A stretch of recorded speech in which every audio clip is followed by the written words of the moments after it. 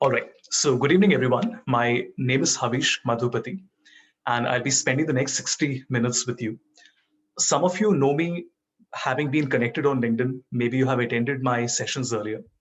But I just want to give you a quick background in terms of what the agenda is, what we're going to cover, and more importantly, what is not going to be covered. So, I want the expectation setting to be very clear. Even though the intended audience for this session was B School students, I did see from the Google form that several people from the corporate have also registered. I'm not sure if they are there in the training or not, but then I think it's a question that all of us have contemplated, whatever stage of our career we are at. So whether you're a B School student or maybe pursuing some other degree, or whether you have 10, 15, 20 years of experience. So whether you want to pivot to an analytics role or not, what sort of impact it can create. So very quickly, a short background of what all I have done in my 12 odd years of corporate work. How did I take the decision and plunge into it? And then I want to give you an overview of, if you are interested in data, what is the collection of things that you need to learn. It's very easy to say learn Excel, learn SQL, learn Power BI, learn Tableau, learn programming. But then it's a bit too much, right? And that's the problem. The ones who do not come from an IT background, especially, we do not even know where to start. For example, I myself am a commerce student with an MBA in marketing. And more difficult than learning was the fact that to figure out what to learn, right? So without further ado, I'll just quickly give you a background. So I run an analytics firm called Havisham Consulting. I've been working with startups for a while now. So I was running some market research startups before I started Havisham Consulting. But my journey has been quite a bit of a zigzag. Um, and if I quickly share my background with you, the reason I'm doing this is so that especially those of you who are looking forward to create a career in analytics and are not sure if you're the right fit, probably looking at my journey might give you some ideas, right? So I did my internship with Coke in during my MBA, got a PPO, rejected it because I was not interested in marketing. I don't know why. I was interested in sales at that time. I wanted to get out of my comfort zone. Ended up working with Reckitt for 2.5 years. But then, I mean, I really wasn't a corporate guy, right? I wanted to come into teaching. That is what my true passion was. So I took a break. So for about a year and a half, I took a break, did some academic research work. Then I taught at Amity University full time as an assistant professor for 2 years. And then again, I loved my job at Amity.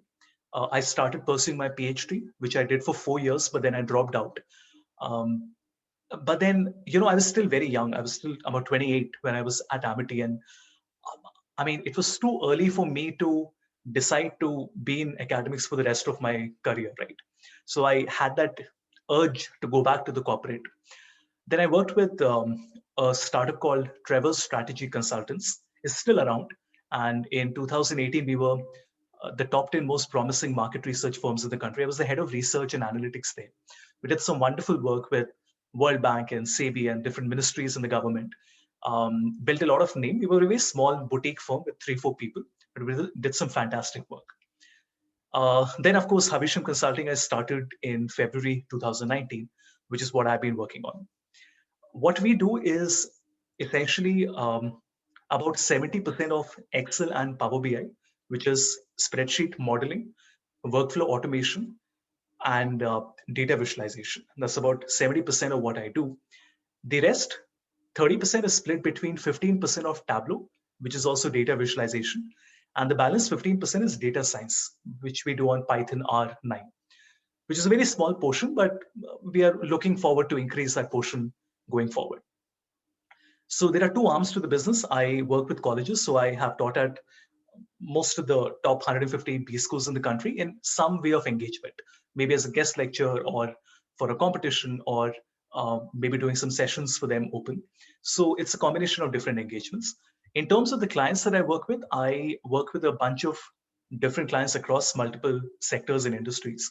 So I work with the Big Four, I work with D. Shaw, with some other investment banking firms, some management consulting firms, Fortune 500, Fortune 1000 companies. So there is no pattern here. I work with different types of clients. My work has been featured in a bunch of different places. I'm not going to talk about all this. If you're interested, you can go and have a look at it on the website. Obviously, from my B School perspective, the engagement is quite extensive.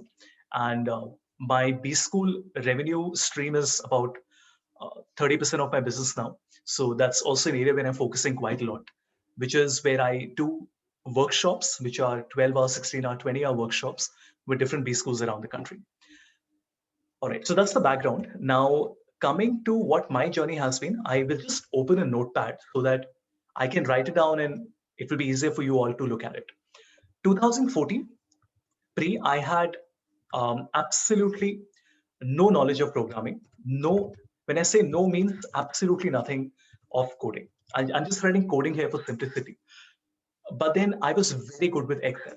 I have been working on Excel since 2000. I've written 15 books on it, and I still continue to work on it. And I realized in 14 that, I'm very good with Excel, which has always helped me in my career. But then if I don't learn coding, there is a ceiling and I can't cross that.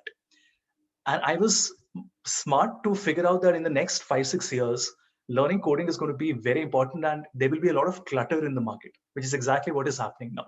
And I wanted to take first few baby steps very early. So I started teaching myself VBA.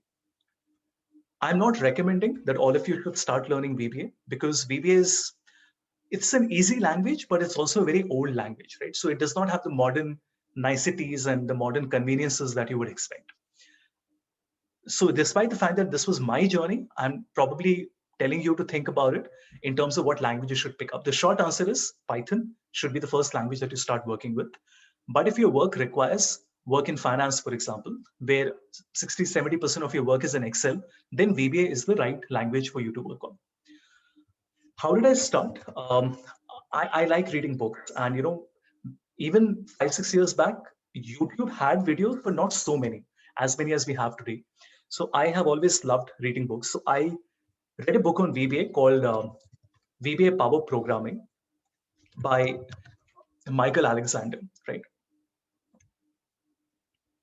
So this is the one, VBA Power Programming by Michael Alexander. A fantastic book, about 700 odd pages and 1100 pages, so slightly thicker. But I used to read this cover to cover. And the journey, let me tell you, was very difficult. It was very exciting, but it was very challenging because I had no idea of coding, right? And I used to read pages after pages after pages with full concentration. And I used to sometimes tell myself, am I trying to do something out of my ability, right? Out of my scope? Because I mean, how am I going to learn this if I have not learned it during my graduation, right? I'm a commerce student. But then I told myself, you know what, hard work pays, and it took me a while. But then over a period of time, I started getting used to it. So it's just baby steps that you have to take, right? I'm just going to copy this here. This was 2014 that I started. Then, of course, there was no looking back. I became a VBA expert in 2019. In fact, I was a 40 under 40 analytics for my work done in VBA. So then in about 2017, I started teaching myself Python, right? In 2018, I started working on Power BI. Then last year, I started teaching myself DAX. 18, I also started working with Power Query, right? Then 2020 was a good year. I taught myself R. I also taught myself JavaScript, and I'm also working on TypeScript right now. And I am also doing 9, and I have just started working on SQL, right, about a month back. My first introductory course on SQL came out yesterday night, as a matter of fact. Now, this is my journey. You can look at it. If it helps you, well and good. If you feel that your journey probably will not find the same path, that's completely okay. We all have our own journeys. But I hope there's some takeaway for all of you. Now, in terms of data analytics, you have to understand there's a huge difference between data analytics as a consumer or what is a user and data analytics as a developer, right? In fact, I'm just going to call it a creator because the developer might, you might get confused. And then, of course, you have data science. Now, between data analytics and data science, there is a very clear line of differentiation. There is no ambiguity that, oh, is this analytics or is this science? It's very clear in terms of what the difference is. If you want to be in data science, you don't have a choice. You have to learn programming and you have to learn mathematics. When I say learn mathematics, it doesn't mean you have to learn how to write it and go back to your school books and start reading it, but you have to get comfortable with seeing mathematics and calculus here and there everywhere, right? So even if you're doing machine learning, for example, mathematics, statistics, these things are essential to you. On the other hand, if you're in data analytics is a slightly softer area. What that means is that you will still be doing calculations and analysis and presenting insights, but the data science guys are the ones who are creating models for you. You are usually using these models. So as a data analyst, so by the way, I'm more of a data analyst than a data scientist. I would call myself a 90% data analyst or 10% data scientist as of today, right? So I can speak more and more appropriately about my journey as a data analyst. As a data analyst, you have data cleaning, you have workflow automation, you have spreadsheet modeling, then you have data visualization. But now the problem is that there is a lot of confusion because the areas are getting merged. As data analytics, you have exposure to AI features. And I want to give you an example now. By the way, in this session, I'll be giving you several examples as well. So it will not just be me writing down things on a notepad, right? So please allow me to show you an example and then I'll give you time to ask questions, right? If you look at Excel, Excel is a beautiful tool. All of us use it. 1 billion people in the world are using Excel. About 750 million to 1 billion people. I have a data set here. As you can see, it's 51,000 records. It's the fictitious data set for a company that is selling in 165 countries around the world. If I ask all of you, analyze, what will you do? Make a pivot table, correct? That's the easiest, cleanest way of doing it. Everybody around the world is going to do the same thing. But now things are changing because I have a button called Analyze Data. If you can follow the cursor on the top right corner, what this does is when I click on this button, you notice a pane opens on the right side. The data that I have, my raw data, okay, with no formulas, is being encrypted. It is being sent to Microsoft services on the cloud. It is being analyzed using not my computer's computational power, because my computer's computational power might not be that good. So it is being analyzed completely on the cloud and it is giving me a connection. It is not, okay, sending an email and getting an email back. It's a live connection. What that means is what you see here is a web window, like a Google Chrome window. And I can ask a question on Excel, but how will the question be evaluated on the cloud? Let me give you an example. If I say, what is my total profit? How did it tell me that my total profit is 1,467,000? Because it analyzed this on the cloud. And it all happens so fast that we don't realize it. But the natural language query is coming from me as the user. The computation is happening on the cloud and the result is being sent back to me. For example, if I say, what is my total profit for each segment in United States? It's very cool, right? It's just a normal English sentence. It's what we call natural language processing, right? I press enter and you notice it tells me beautifully, consumer, corporate, home office. Amazing, right? And this is just the tip of the iceberg. Imagine what all would get added in the next 2-3 years, right? Because now that Excel is a platform where you can have these wonderful tools, which can connect to the cloud, and there is really no limit now in terms of the amount of data. Like Excel can now connect to 2 billion rows, right? It can do AI, it can do machine learning. There really is no ceiling or no limitations that are there anymore. Look at the possibilities, and the idea is that you're not just learning what is there today in the market. You have to prepare for the next couple of years, right? Like especially the students, you have to understand that you're very young in what you never prepare for now. You always prepare for 3 years ahead or 5 years ahead, right? Like the CEO of a company, you have to be a visionary. A CXO always has to think about what will happen 5 years down the line. Because if you take an initiative today to upskill employees or, I don't know, get an SAP module, by the time it gets deployed and people start using it, technology will get updated. So you have to be a visionary for your own career and you have to ask yourself, is this a fad? for me? I mean, is it a passing liking that today I like AI and ML because Havish showed me a beautiful example like this? Did you get impressed with the example, or do you really want to work in this area? Because if you want to work in this area as a developer, as a creator, not as a user, then you have to learn coding. Let me be very clear about it. You cannot pursue a career in data analysis as a data analyst or as a data scientist unless and until you learn at least a little bit of coding, right? Yeah, so I'll take a small pause here. Anything anyone would like to ask? With respect to what I have spoken about so far, I will answer that. And then I will, of course, give you some other examples. Hi, Harish. Hi. So, my question is very much belong to this session. Actually, if I want to build a business analytics tool, suppose there is a sales or there is anything else, but how can the good project will look like so that any company will show my resume, but as I am a mechanical engineer but I want to pursue business development or business analytics, then how can I start something? Sure. Can I give you an example? Sanjay, are you there in the session? Yes, sir.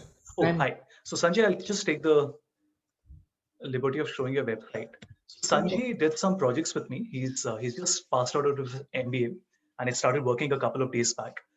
And I'll just share the link on the notepad itself so that you can have a look at it later. So if you look at what Sanjay has done, he has created his own Google site and he has put his resume here, and more importantly, he has put his projects here. And the projects have been categorized into finance, operations, some Power BI APIs, dashboards, and reports and Python projects. Right. So to give you an Wonderful. example, Sanjay, can you pick one which you would like me to show? Sir, take Power BI Adventure Works. Power BI Adventure Workshop.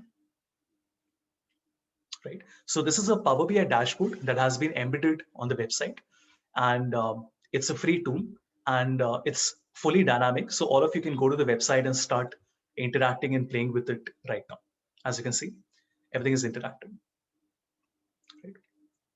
So it's impressive, right? Like this is how you create a portfolio. So, sir, if I have one sales analysis which I have done in my company where I am working, so I put on suppose I made one free Google site, and on that I put into that project that this is my project and this is work done by me. So that would be great. I'm sorry. Tell me in one sentence what is the question that you are saying that you have done a sales project and you want to put it on a Google site, correct? Yeah. Yeah. So what's the question here? The question is that it's the same kind of thing, that how means a recruiter from any company will look like my project as a business analytics person or business Sanjay, development. for the benefit of everybody, there are about 50 people here. Can you just tell everyone in 1 minute how it has helped you, not just from the point of view of where you're working, but in terms of how many opportunities you got by making this? Hello everyone, I'm Sanjay. So basically I created this website and I have been working on this since last 1 year. So I got so many calls. Basically how I approach recruiters is through LinkedIn. My main source of approach is through LinkedIn. I'll just directly message them giving my website as well as resume. And every time what happens is they'll forward that to the relevant team. And whenever there is an interview, whenever I get a call, they'll ask me to share my screen and show some of my projects. In almost every interview this has been the case. Whether it's big four or a normal company, whatever. Okay, great. Thank you, Okay. sir. And let me tell you, it's not just Sanjay who is a fresher from MBA who's doing it. I do the same thing. You know how I get my clients? The very nice logos that I put on my website. You have to hustle. You have to be after people. You have to create something, send it to them, and then again send it to them, push them. Please take out 5 minutes, have a look at it, and give me feedback. For example, if you look at um, my YouTube channel, um, The numbers might not seem very impressive to you, but for me, this has helped me so much, right? I have about 23,000 views, 24,000 views uh, across my videos, 100 hours in the last few months. Each month, I'm getting 100 hours of views, and I have about 535 videos here, right? It is amazing because whenever a client asks me that, Havish, we have heard of you, good word of mouth. Can you show us what you do? How do you conduct a training? How do you speak and what type of content is it? And how do you deliver the training? I just tell them, go to my website. There are videos on everything, right from 60-second videos to 6-hour videos. And that's it. I don't need to do any more convincing, right? Now, what Sanjay has done, obviously, that is super important. I've done the same thing on my own website. So if you go to Havisham Consulting and look at the dashboard samples I have created, mine are only on Power BI. I don't have any Excel dashboards here, which I do intend to add in the future. See, this is my portfolio. Like you're saying, sir, how do I create my portfolio? I'm showing you how I create my portfolio. Because at the end, and these are all interactive, by the way, okay? These are not static. As you can see, I can just put the name of any country here. And why is it not working? Just a moment. Yeah. So you notice everything is changing, right? So it's all completely interactive. And yes, it's a lot of work. It's you have to do a lot of research to see what others are doing, because you want to create good, excellent content, right? You don't want to create mediocre content. But there are no shortcuts to success. At the end of the day, you just have to start working on projects. Also, answering the question that is there, Mansi, are coding skills important? It is. I can't even begin to tell you how important it is. Now, you might say, but no, Havish, you're wrong. Coding is only important for data scientists. Let me show you a very simple thing. This is Excel, everybody. I'm sure all of you agree that Excel is the backbone of every data analyst. Data scientists might not use it. Data analysts definitely use it and will continue to use it going forward. Let me show you something. In Excel, okay, it's an Excel file. I have something called Script Lab. And if you look at Script Lab, you will notice that it's coding. Now, you might say, what is this? Why are you showing it to us? We don't want to look at the coding part of it. I just want to focus on the formulas and functions and VLOOKUP and stuff like that. But you tell me, if you're doing a task which takes you 30 minutes, and if I can do the same task on Excel in 5 minutes using coding, who will the company hire? Now, today, it might not be a must have, like on job descriptions on LinkedIn and Indeed.com and Monster. They might not say that we want coding knowledge, but I expect that that will change. And it is changing slowly. Any job that you apply for, or when you're elevating through the ladder inside an organization, people who know coding are always given that brownie point, because the future is going to be coding, whether you like it or not. It's going to be a part of the school curriculum, right? As per the national education policy. Imagine what will happen in another 5 years, right? 5 years back, we did not even have things like Power BI. Look how much has changed in 5 years, and imagine what will happen in the next 5 years, right? So in Excel, I'll just answer the question on the chat. In Excel, there are 5 components, everybody. One is your basic Excel, which is formulas and functions. I'm just going to write it as FNF, which is indirect, VLOOKUP, pivot table, charts, so on and so forth. The second part is Power Query.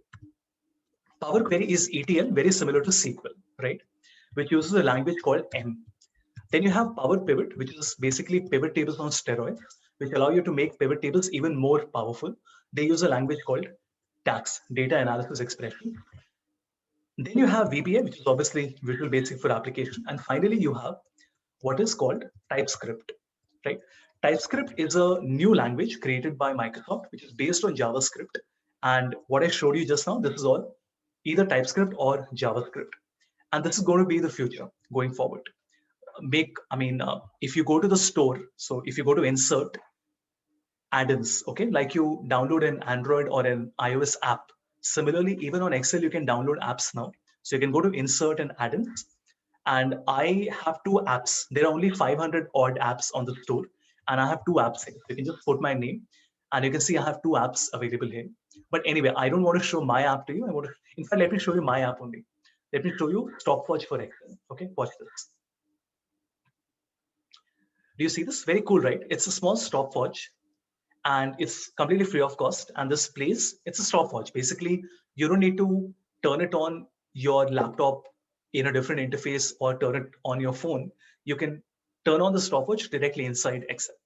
And especially if you're working in finance or project management, it's very handy to have a stopwatch with you so that you can measure the turnaround time, right? How are these sort of things possible? If you notice, what you have here is nothing but a web page. So it will require at the backend codes, right? That time has gone when the choice is, do I want to do coding or do I not want to do it? The question is not whether you have to do it or not. The question is, how do you learn it, right? And I'm not saying all this because because I have been a coder all my life. I have been an Excel guy. I've spent 20, 21 years working on Excel. But then the world is changing, right? The world of data analytics is changing, and it will continue to change rapidly. You might say, I'm hesitant, I am not going to move, and I don't want to learn new things, but the world is not going to stop. The world will keep on adding new features, and the world of analytics will keep on updating, right? Okay, let me just answer the questions here quickly. Okay. Um, how to apply coding skills after learning them, because you might not be from the field of analytics, and how to get live projects and internships.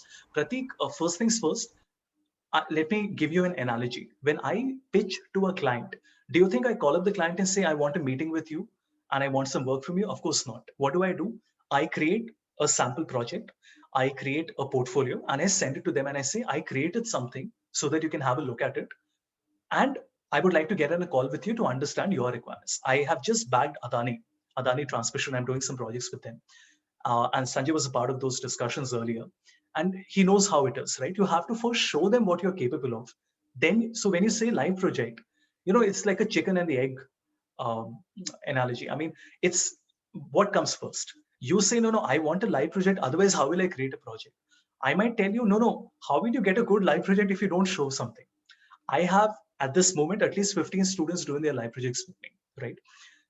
And I always tell them, no, I'm not going to give you the live project unless and until you first show me what you're capable of. If you come to me and say, you give me work, and I see my job is to give you direction. I can't make you sit on my lap and teach you small things. For example, if some content is already available on YouTube, and if you come to me and say, I want to learn from you, it's idiotic, because who's stopping you from going on YouTube and learning, right? So that's my answer. Please create a portfolio, then go to an organization, and trust me, everyone will be more than happy to give you some work. Okay, I'm sorry, there are a lot of questions, so let me just take a moment and answer them. What all other things we should learn as a business analyst in Python or R? I'll just come to that about Python and R as well. Why is VBA more important in finance in Python and R? Because, Gordon, 90% of the work that happens in finance happens on Excel. Around the world, everywhere, whether you talk about a bank, whether it's Morgan Stanley or um, uh, D. Shaw or PwC or EY, 90% of work, and PwC and EY are clients of mine, D. Shaw is a client of mine. So I can say this very confidently, that 90% of work in banking happens in Excel. And this is not me telling you, go and ask anybody out there, right? Only 10% work happens with data scientists. Saurabh, I'm a commerce background student, now I'm pursuing MBA. My question is, coding important to learn Power BI? Saurabh, Power BI is very different to coding. Power BI is a business intelligence tool, which also has an element of coding in it, but pure coding is very different. So R and Python are scripting languages. Power BI is a software. You see the difference, right? So I can use R and Python in Power BI as well. So when you say, which one should I do? It's not a question of which one, because you have to do a little bit of both of them, right? Did I use TypeScript or any other coding language to analyze the data? Kritika, I take no credit for the analyzed data, because it is a Microsoft tool which works automatically, right? They are using, we don't know what they're using, so I will not answer that. What level of expertise is needed for Python and R, considering you have experience in Power BI, NIME, and Power Query? It depends on what type of jobs you're applying for. I mean, if you want to go ahead as a business analyst or as a data analyst consultant, then maybe just a very pedestrian knowledge of Python and R should be enough for you. In fact, I'm not even sure if you need R. R is only used when you're in hardcore data science work. For most of us, Python is the general language that we should be learning.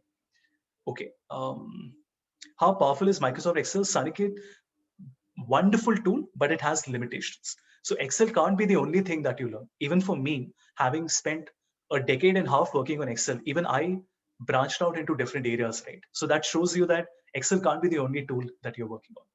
You can create real-time dashboards, but not to the extent that you can do it on Tableau or Power BI, right? Shobit, do you need to learn machine learning? Not really. Unless you are really working in an area where a knowledge of machine learning is required, I don't think you need to learn it. But I would suggest read a few articles on it so that at least you know what it is. I'm not expecting you to create a machine learning module or learn how to code it. But at least if somebody says, what is ML and what is the significance in marketing or digital marketing, you at least should be able to answer that, right? Okay, Rudrani, what type of portfolio? See, there is no short answer for that. Maybe look at GitHub and see what type of portfolio other students are creating. I think that should give you a good sense. Bhaumik, I know the basics of Excel and how can you get my course? I'll share my course details later. I want to save some time on that, right? Okay, the next thing I want to show you is I've shown you the 5 components of Excel, right? There is one video I would like everyone to watch, and it's a shameless plugin. I'm going to show you my own video, but I'm very confident that you will have a lot of learning from this. It's a very short video. It's only, I mean, it's not short, but it's 1 hour and 19 minutes. And this video will, if you are a basic Excel user, this video will tell you what is Power Query and Power Pivot. Because for most of us, Power Query and Power Pivot are completely new terms. Like we haven't even heard of it, right? But then this is 40% of Excel, right? So you can't afford to say that I don't know what is Power Query and Power Pivot. So this is the video which I want to share with you on Power Query plus Power Pivot. And I strongly urge all of you to have a look at this, right? Okay. Havish, am I? Yes, please. Yeah, I'm sorry to interrupt. So Yeah. I just had a query with regards. You just mentioned that it's important to know coding. However, there are a lot of I am a professional in a finance bank. I currently work as a credit risk analyst, and I understand that in my background, I don't really require coding. But as you rightly mentioned, I keep on tussling with my mind that okay, 5 years down the line, coding will play an important role. Can I ask you something? You're working as a credit risk analyst. That's what you said, right? Yes, sir. 10 years back, also there was a credit risk analyst. The way the credit risk analyst was working and the access and the exposure to technology that they had, is it the same that it is today? Of course not. Mm-hmm. So when you can say that, no, in the last 10 years, things have changed, how can we assume that things will not change going forward? So if you ask me, but Havish, what will change after 5 years? How much will it change? I don't know. I can't look into the future. And the best part is nobody can look into the future because technology gets updated so rapidly that we have to constantly sort of keep pace with it. So what will happen, it's 2021, right? So when organizations, I work with a lot of firms where CTOs ask me sometimes, Havish, what will happen to Excel in 2025? And I tell them, I don't know. Brian Jones is the head of Excel for Microsoft, and you should follow him on LinkedIn. And if you look at Brian Jones, even he says, I know only 10% of Excel. If the person who's heading Excel for Microsoft is telling you that he knows only 10% of Excel, I think that should give all of us a lot of humility to realize that, you know what, I think there is so much that is changing. Just as an addition to that, I want to show you something. There is something called Lambda, right? The concept of Lambda is there, as you can see, in all programming languages. So it's there in Python, Amazon Web Services, C, even in mathematics, right? What is the concept of Lambda in Excel? It is very recent. It just came a couple of months back. This is considered to be the most powerful function in Excel. And Excel, by the way, has more than 600 functions. And what does it do? If you look at Lambda, Lambda essentially does something called Turing complete. Let me just see if I can find it for you. 1 second. Okay. So Turing complete is a concept in computer science, which means that if you are able to create your own algorithms on a language, that means it is Turing complete. Most of the scripting languages are Turing complete. But this is also Turing complete now, Microsoft Excel. And this is very recent, as you can see, February.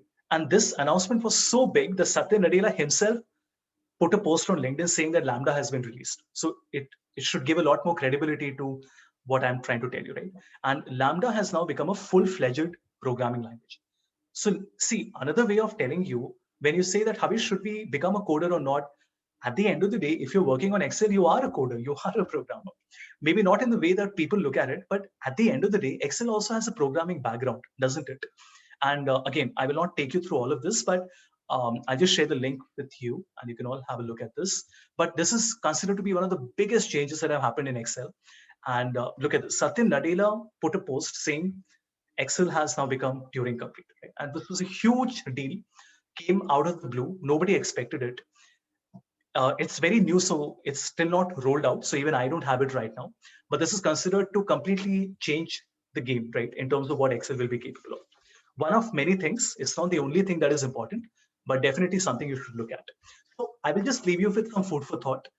If 10 years back, you could not know how a credit risk analyst would be working in 2021, then how can you know what will happen in the next 5 years? And we all know that technology changes exponentially. So the rapidity of change will only increase with time. So this is about hedging yourself. It's not a high risk proposition where I say that learn it and maybe you will use it, maybe you will not use it. I can be very confident telling you it will play a part, a big part in the way credit risk analysts will be working in the future. And like I said, I work with investment banking firms, so I know how much of how traditional they are in their approach right now, but how much importance they are playing to emerging technologies to make sure that they are slowly adopting it, right? So you can pick up the conversation with me offline as well. Whatever my experiences and my um, scope of knowledge is, I'll be happy to share that with you. Okay, very quickly, non-code platforms, Kritika. Okay, I would like to discuss this. A lot of conversation happens around non-code platforms. You can learn to do machine learning without coding. Guys, there are no free lunches in the world. There are no shortcuts in the world. At the end of the day, you can't cut corners. While it might be very nice and very fancy to say that, oh, I can do machine learning without learning to code. At the end of the day, if you really want to go deep into an area, of course, you have to do it the long way. You can't just take a shortcut. Because if that shortcut was good, then why are idiots learning coding? Think about it, right? Why am I spending 10 hours, 12 hours a week learning machine learning, teaching myself machine learning, if a non-code platform could have done it equally efficiently? So yes, there are tools. For example, Kritika mentioned a tool called Nime, and I want to show it to everybody. Nime is an open source tool. It's a data science platform. So it's a little bit of everything. And Nime is a competitor to a tool called Alteryx, which very few of you would have heard of. Alteryx is a very expensive tool. It's very hard to define what Alteryx is because it does a little bit of everything, right? So if you look at Alteryx, Alteryx says that it is, look at this. It's everything. It does data prep and analytics like Excel and Power BI. It can also do data science and machine learning like R and Python. It can also do process automation like Power Automate and RPA tools. So it's a little bit of everything. I am not an expert. I don't work on it. So I will not attempt to tell you what exactly it is, but definitely have a look at Alteryx, right? Alteryx is very expensive. Alteryx costs about two lakhs, I don't know, 2.5 lakhs per person 1 year. Very few organizations work on it. There are small teams and organizations who really have a need for it that work on it. But by and large, Alteryx is not like a mass market tool, right? The free alternative to Alteryx is called Nime. It's an open source tool and it has more than 2000 nodes available. And I want to show you live how it works. Why did it not open? 1 second.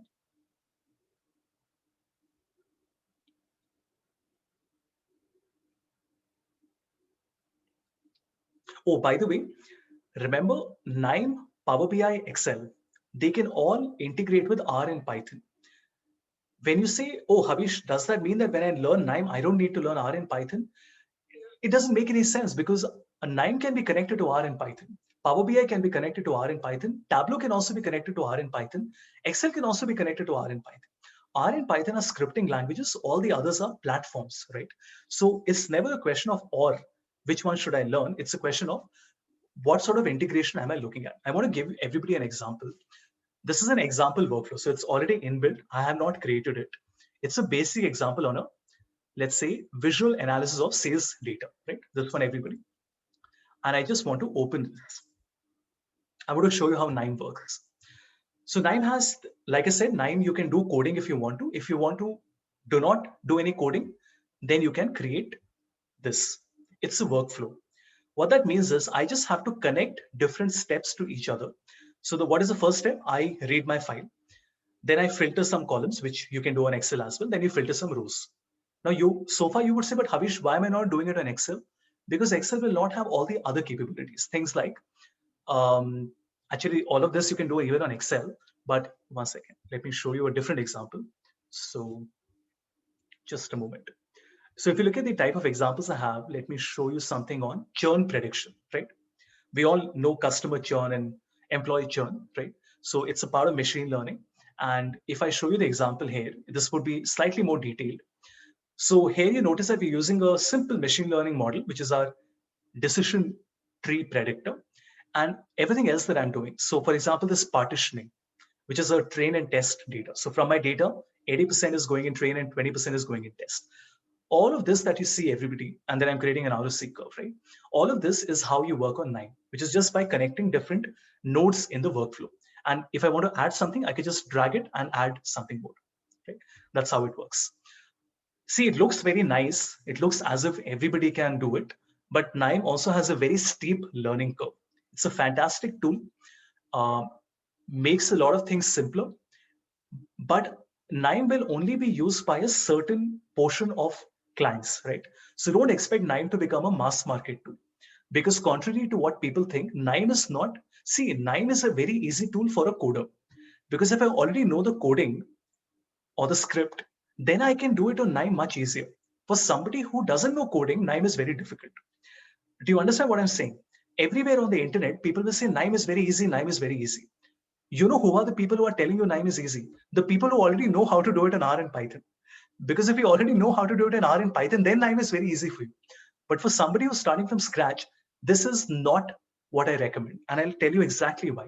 Because you will do partitioning, but how will you even know what partitioning means? How do you know what is train data, what is test data, what is random seed? Do you understand where I'm coming from? The tool will take away the entire code from you. It says, no, you don't need to code at all. But then at the end of the day, you still need to learn how it works, isn't it? Otherwise, you will just like blindly copy the steps in the video and create the solution. And if somebody asks you make a change, you will not know how to change it, right? I have a 1-hour course on KNIME as well, which is an introductory course for absolute non-coders, which just basically tells you what it is and what it is capable of. Maybe you can have a look at that. One second. The session is being recorded, so I will be sharing that with you over an email after the session is over. Right? So we have seen Excel. I have given you the video for Power Query, Power Pivot, shown you a little bit of TypeScript on Excel, and we have seen KNIME app, right? Let's take a small pause. Anything anybody would like to ask? Hi Avish. Hi. Hi Avish. Actually, I'll be joining the B school this year, so I'm quite interested in analytics. But what I'm finding is quite difficult is to find a range. Like we have to limit ourselves only to analytics, or like I asked, we do have to move to machine learning for the future prospects. Okay. Let me share something with you which will help you for the rest of your life. Please understand, you cannot be a completionist. Okay. The moment you say, I will start something and I will not give up until I finish it, trust me, you will never be able to do anything with data analysis. Do you understand what I'm saying? If I tell you, go and do 5 courses, I recommend 5 courses to you. Usually, what do we feel? No, I should complete every course, correct? That I should be practicing every example in every course. I don't do that. I do hundreds of courses, okay? How do I do hundreds of courses every month? Because I don't complete every course. For example, if I show you on LinkedIn Learning, to which I have a paid access, you notice that there are 98 courses I've started. Do you think I've completed every single one of them? Of course not. There are so many courses that I start and I only audit them. Auditing means I don't actually download the files and practice. I just watch the video. Now, the naysayers and the people who are cynical will say, Havish, what is it? How can you watch a video and learn it? Should you not be practicing those things? But I tell myself that this is not very critical for me right now. And I can always learn this. I can always learn the steps by watching, reading the documentation in the future when it is required. For me right now, it is more important to understand what it is. There are certain courses that I practice Every single example, I'll be downloading the file, doing it myself. There are certain courses that I speed watch. That means I turn the speed to 2x. And I'm not saying that I learn every small thing and I'm able to concentrate on every small thing, but at least I have a sense of what all the course is covering. For example, I'm sharing my own personal experience with you, right? Yeah. I did a course on Python for automation. Trust me, I did not even practice one single example from this course. I did not even download the files. I just watched the videos, right? There's a course I did on Power Automate, right? It shows the completion very low, but I've actually done more of it. Again, I have not practiced anything, but there are certain courses. For example, I have just done a course on, these are the courses that I've completed. Do you see this? Learning history, SQL Server, Power Apps, JavaScript. This was a 5-hour course that I completed. Yes. I practiced about 20%, 80% I just watched. Now, who will tell you, who will guide you what is that correct combination? Unfortunately, that's something you have to make yourself better at. You have to identify and prioritize. You have to tell yourself, you know what, I'm interested in a career in a CPG brand. I want to apply for a job as a as a product manager. So I feel for me, the most important critical thing right now is Excel, which is about 80% and 20% Power BI. And maybe let's say 70 and 20, and the final 10% of your time, you can focus on the rest of it. So this split is very important. Like when I work with students, I always tell them that I can only invest 1% of my time in you, right? So they know that, okay, if Havish has 10 hours of or 12 hours of working period in a day, then I'm not going to give them a lot of time. And this way, I also tell myself that if I'm learning, for example, if you look at what I'm learning right now, look at it on the top right corner, everybody, Power BI and R. So I'm looking at how Power BI and R are connected. I'm reading a book on marketing analytics, which is a 700-page book. And I'm reading a book on machine learning. These three are what I'm reading right now. And then I'm also doing some preparation on design and TypeScript. Everything is there on my desktop. But then in my mind, I'm very clear how much time am I going to dedicate to each of these topics. Because if I end up spending 5 hours, this book on marketing analytics is a fantastic book, but it's a very fat book, right? I mean, it's so dense and there are so many things in it, 722 pages. If I end up doing this for 5 hours, then I can't do the other things, right? So that balance is very important. Again, who will tell you what is that perfect combination? Nobody can. How can somebody? No peer, alumni, faculty can tell you. You have to, over a period of time, by talking to people like me, get a sense. Like I am telling you, today I'm investing about 15-20% of my time on machine learning, about another 20% of my time on design. I'm not doing anything new on Excel right now because I have other priorities, right? Maybe 1 month later, if you reconnect with me, I will share a different number with you. I will say that today I'm focusing 30% on Tableau and 20% on Power BI.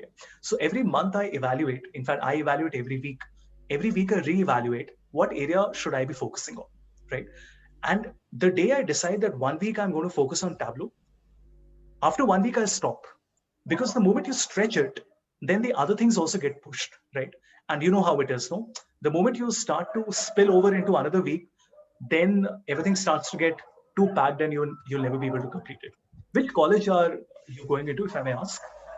Yes. With college only, I'm thinking about doing it. I'm sorry, which B school will you be going into? Yeah, Avish, I'm joining TAPME. Okay, wonderful. Oh, so which TAPME is it? The Manipal, TAPME. Okay, all right. Main campus. Okay, excellent. Great. I worked with TAPME in the past as well. All right. Okay. Can I give the authors for machine learning, Power BI, VBA books? You know what? How can I? There are hundreds and thousands of resources available, but I'll give you the best one. There is a website called Towards Data Science, right? I don't know if you have heard of it, but this is the one website that should be bookmarked for all of you.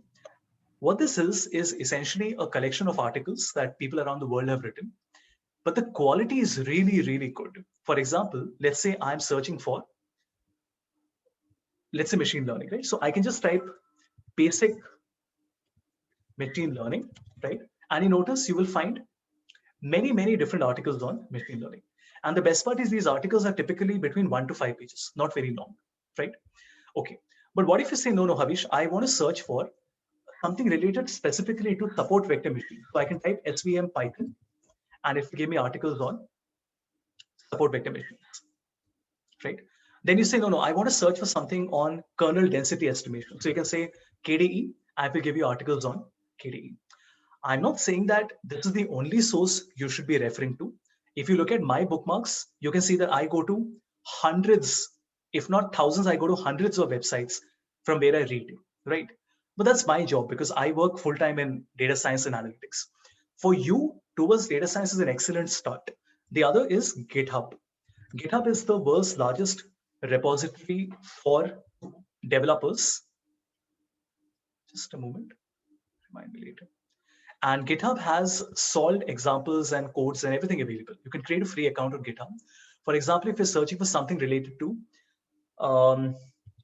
Python Seaborn, which is Python visualization, just type Python Seaborn, and you can see that there are 20 repositories available. Let me just open one of them, and you can see. See, it will take you some time to get used to GitHub because it's meant for developers. So it might not be very easy. If you expect that in one day I will understand the website, you won't. You will have to spend some time to understand how the website works. But once you understand it, it's not rocket science. You will see that this is my setup.py file. And if I open this, I can see a few things here. And then also if I go back and if I see examples, right, I can see different examples have been given here for different types of visuals. Let me just open one. Let's say heat scatter. So you can see that this is the code for creating a heat scatter. Right? Okay, now you might say, but Havish, what do I do with this code? Where do I place it? Python and R is not a versus. I mean, unfortunately, the ones who do not come from an IT background, to some extent, even me early in my career, I was also thinking, which one should I do? It's not a question of which one. They are meant for very different things. R is a specialized scripting language specifically meant for data science, right? Python is a general programming language, which means Python is meant for many more things than R is. But because R is more specialized, it can do data science much better than Python. Even Python can do it. Python has NumPy, Pandas. But R with, let's say, ggplot is more focused on data science. For most of you, I can very confidently say that Python is a language you should pick up. How can I be so confident? Because I know that most of you will not go into hardcore data science profiles. And most of you will never, ever need to work on R in your entire life. Again, I can't answer that for everybody because I don't know each one of you firsthand and you know what your background is. But yeah, that's how I'll put it. Vipul, what good books are for data analysts? Like I said, I really feel at your stage, probably reading books is not the best thing to do. The reason is because it will take you a lot of time, and I can speed read. I can read 700-page books in 3 days, right? Because I've trained myself to do it over many, many years. I really feel that towards data science is the best start for you. And even in towards data science, many articles will tell you which are the best books. Otherwise, you can just type best books on ML and you'll find it. I mean, why should I tell you? There are so many other better people, more. I mean, this is the book, by the way, that I'm reading right now, Machine Learning for Absolute Beginners. This is what I'm reading right now, right? I mean, they've said it's absolute beginners, even though it's not actually absolute beginners. But fine, you're asking me, so I'll tell you. There is a book on Python, which is Python for Dummies. Right? One second. Let me just show you which book I'm referring to. Actually, this is not the one. Anyway, I had a different one on my mind. This one also should be good. So Python for Dummies. And the Dummies series, which is there, I think it's a good series.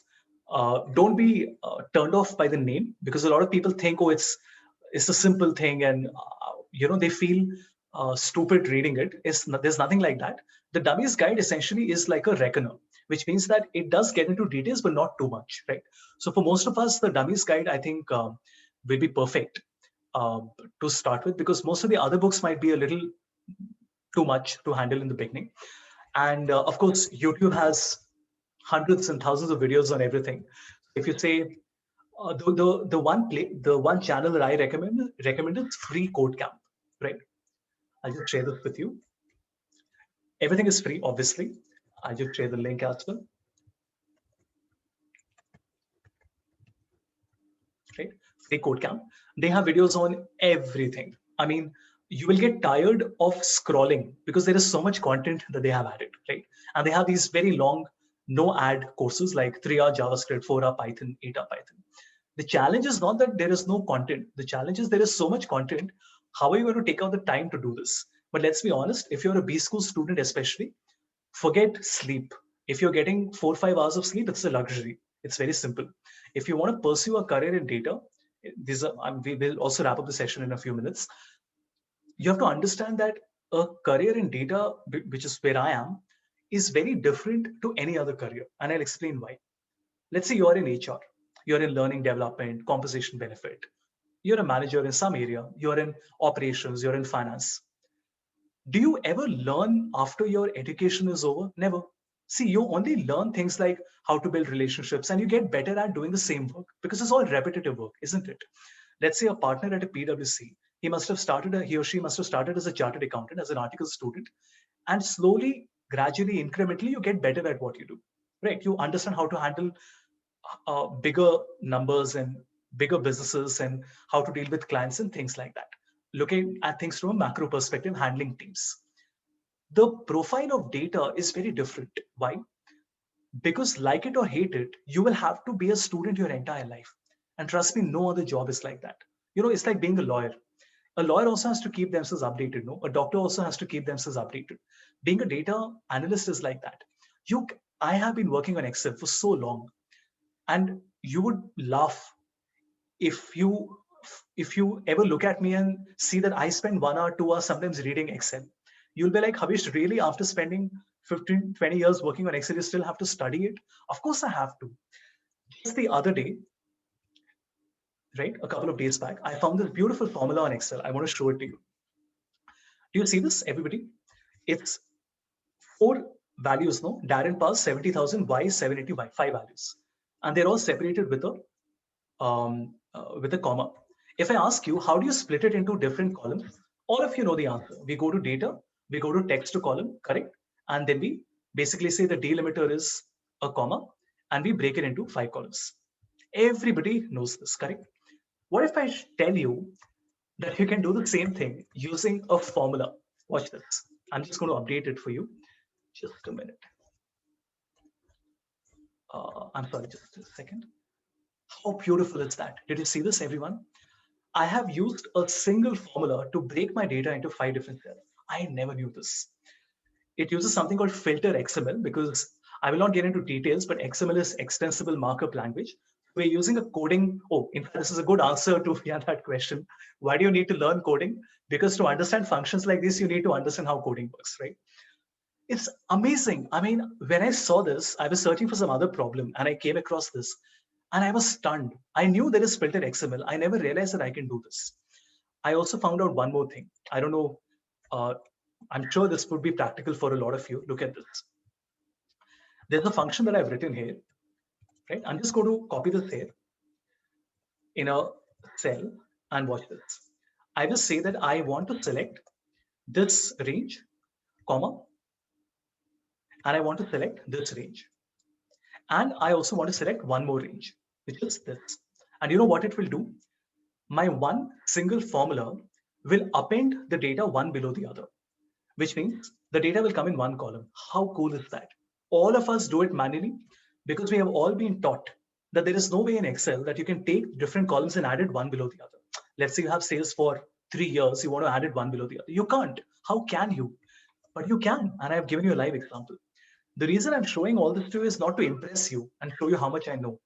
I'm showing it to you to tell you that I did not know these things as recent as 3 days back, right? And it's the beauty of it, right? When you're working in data, you will constantly learn how to do, more efficient versions of your old work. And that's the beauty of it. In programming, we call this concept refactoring. Refactoring basically means it's a technique where you have a code that is already working, but you go back and you improve upon that code, even though you don't need to. That is called refactoring. I feel that the entire job of a data analyst is to refactor.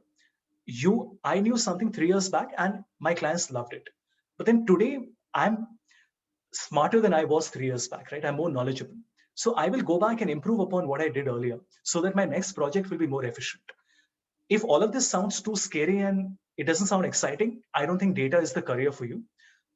But in any case, you have to learn something of data, because even if you say, Havish, I don't want to become a data analyst and a data scientist after listening to you, whatever you end up doing, whether you're in HR, finance, marketing, operations, supply chain, at the end of the day, you will be working with Excel and Power BI, right? So you have to learn how to work with these tools to some extent. To what extent are you interested? You have to go back, sit in an empty room and ask yourself, maybe speak to your seniors. I think that should give you a good sense. Somebody who has been working for 2-3 years will give you a very good perspective of what the actual role of a data analyst is. See, with me, the problem is I don't work in the corporate. I work as a consultant, right? So I run my own firm.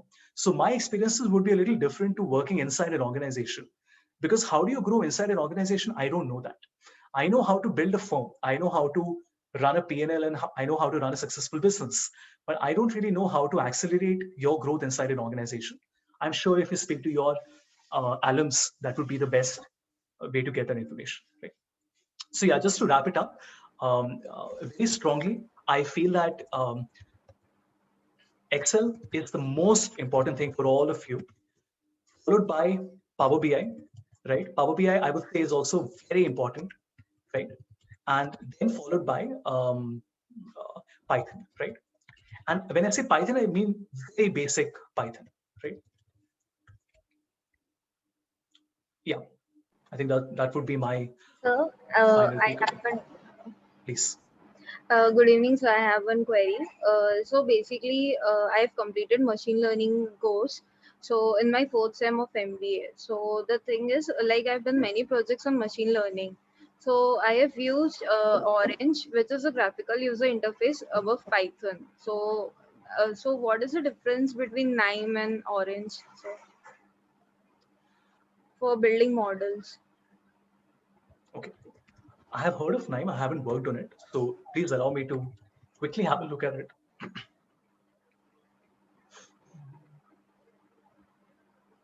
Okay, got it. How do we search for it?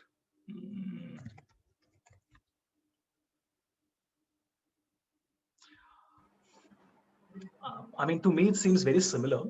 So you connect nodes, right? Yes, For the workflow. Yeah, so I think it's the same. See, this model, this style of data modeling is not specific to any one company. As I can see, Orange is doing it, Alteryx is doing it, KNIME is doing it, Power Query is also doing it. So even Excel will start doing it in some time, right? Because this is considered to be one of the easiest ways, isn't it? Rather than writing steps or writing code, connecting different dots is the easiest way of working. I haven't worked on it, so I can't share my personal experience, but I can be fairly confident that oh yeah, this is where I've seen it on Anaconda. So I can be fairly confident it's very similar to KNIME. thank you. Hi, I'm actually from a commerce background, and I just wanted to know how easy or difficult would it be to kind of learn a coding language? Okay, I'm from a commerce background as well. I hated commerce, but I'm from a commerce background. Okay. The question is not how easy or difficult it is. They might be, see, obviously somebody from an IT background, somebody with a BE or a BTech will have an upper edge. Let's be honest. But you know what? That upper edge will only hold them good for a while. What I mean to say is, because they know the fundamentals of programming, obviously they are better off because they don't have to spend that initial effort that you will have to learn the fundamentals and build the foundation. But after a point, you can compete with the BTech because it doesn't matter. At the end of the day, it is about who's reading more and who's working harder. So what you have to ask yourself is, how do I bring myself to that level, which is that equal plane, after which I can start competing with everybody else out there, right? So like I said, fundamentals of coding is what is important, what you have to learn. What is a loop? What is a comment? What is the if-else statement? What are errors? How do you handle them, right? What is the integrated development environment? Just get a sense of what is Visual Studio, what are the other alternatives available, what is a scripting language, how does a web page work? So when I right click and inspect, what is all this? What is it? What opens up? Learn a little bit of everything, right, in the beginning. You know, whenever you do exploratory search, what does that mean? Exploratory search means you're not going in detail into anything, but you're looking at the entire gamut of data science. For example, if I say data science universe, right, and I show an image, you can get a sense of, one second. I'm just trying to find the correct keyword here.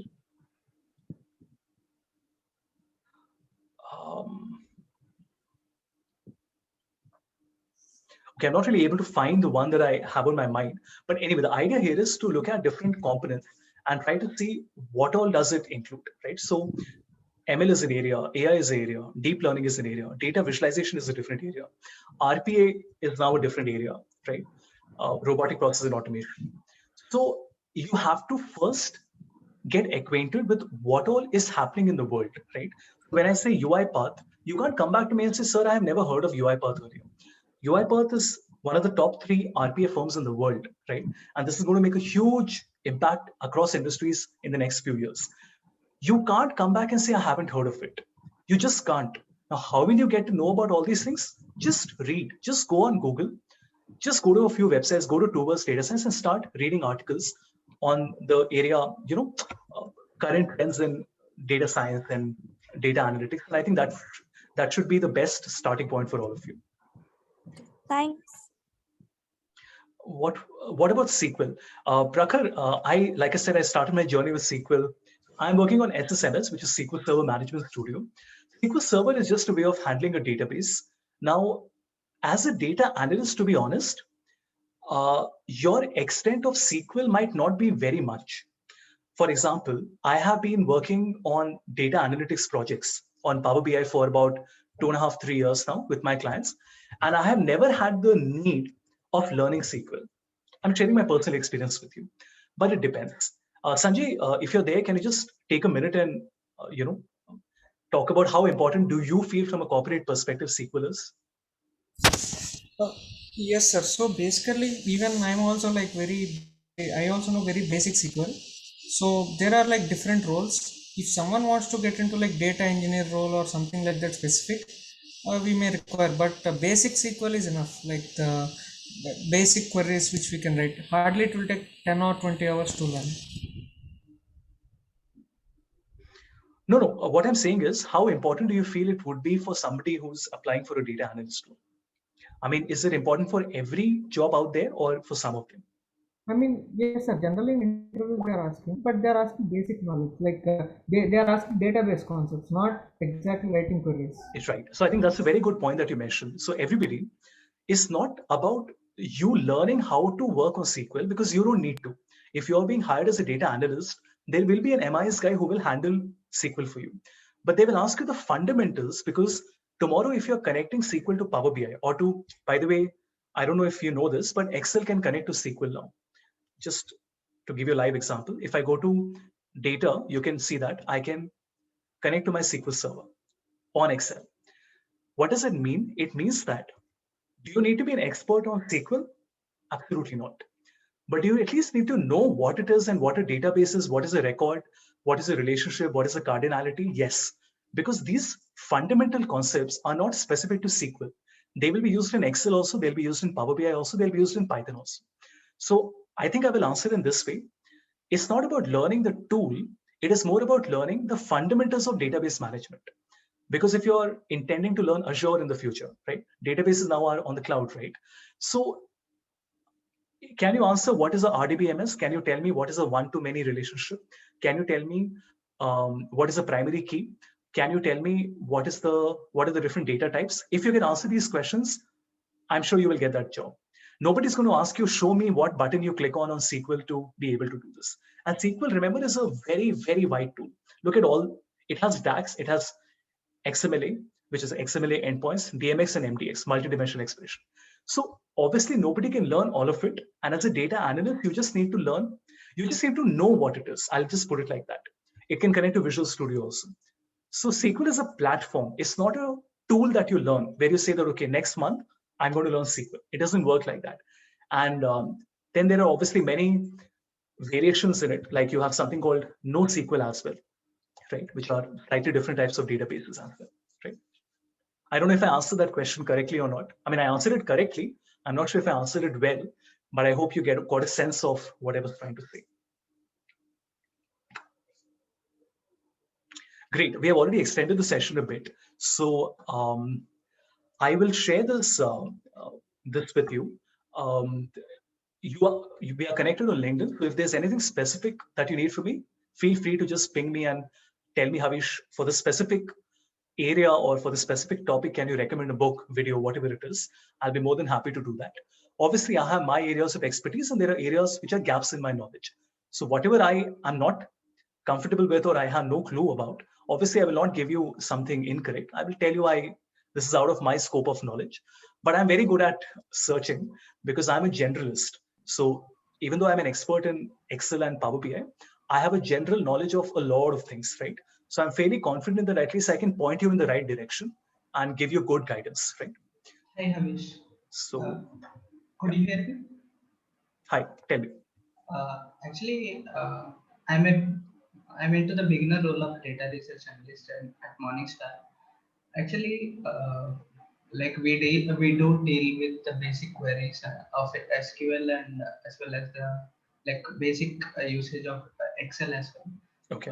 But the thing is, like since we are into operations part of finance, I would like to know from you, like since in corporate there is like hierarchical ladder of like getting into relevant roles that may be like quantitative analyst or there are different roles, right? Like research analyst, maybe a system data engineer who Right. could like get into the who are more acquainted with the tools.